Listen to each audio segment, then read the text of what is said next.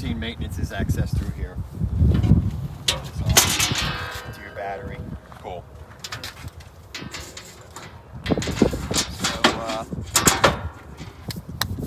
So, yeah, 23 horse, plenty of power. It's EFI, which is pretty nice. It's and regular gasoline.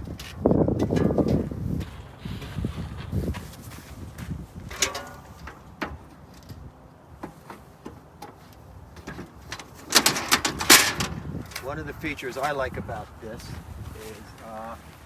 when you find a setting, a depth setting that you like for your scar fire tonic, your Vibraflex, you can flip this lever down, and it comes with these spacers. You can throw these spacers on this hydraulic cylinder that limits how far or how deep it will go. So if you like where it's at now, you can throw this in there, and then whoever's on it can't go any deeper, if you know what I mean, if you don't need it to go deeper.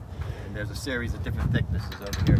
You can add or subtract what you're going to do as far as how deep you're going to go. Now the part of this system that works really well is these springs add down pressure that stays constant when you're working with ground engaging tools. If I were to lower this even more, you'll see the springs compress to give you the down pressure that you're looking for. And if you really need something solid, you can put a pin through this hole here and lock it up so that it's being the energy is transferred from the hydraulic cylinder right to the ground. It'll pick the front wheels off the ground. Wow. The down pressure that you can put on it. And so this handhold here that makes it a little bit comfortable. This is a little bit of a speed control for you. You can pull this back so that it's just creeping along slow. Okay. Or bump it up, get some ground speed or full speed, so to speak. And a lot of this comes in for other people that would be using it. So I mean, sure. It's a little bit of Got those rate limiters that you need in the right places. Exactly. Between that and this, you leave it set up the way you want it, so when somebody else comes to grab it, it's already set, so to speak. Yeah. And these things actually come. There's a little bar that pins in here. But it's just a piece of metal that sticks out so big, but it's a little bit of a butt rest that you could drop your butt on if you want to. That's cool. You know, or you can modify it to actually make it comfortable. I don't know, but it's not that bad. Standing up and leaning against the bed, you could spend a couple hours up here and not be too bad, I think. Sure. So, and that's what the landscape industry is doing that with mowers now. Everybody's buying standard mowers instead of sit-down Z-turns. They're less expensive, and you can fit more of them on a trailer, and they're going. That's what the industry is moving over to now. And is all this front attachments here, this is optional? That's optional. Okay. That's your cedar fertilizer. But this is part of the standard? Yep, the wheels are part of the standard.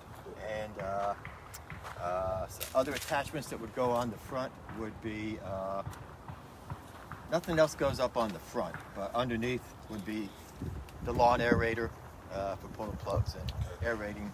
And where would the sod cutter go? You mean the edger for the edger, field? Yeah. Oh, the edger. That goes on this side over here, actually. No, I'm sorry. Yeah, it goes in. The disc sits out here.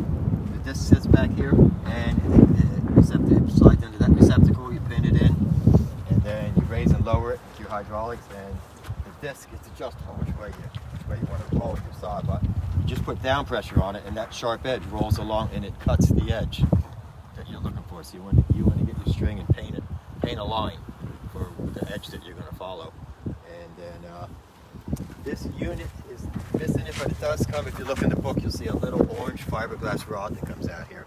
That's your gauge for your edger.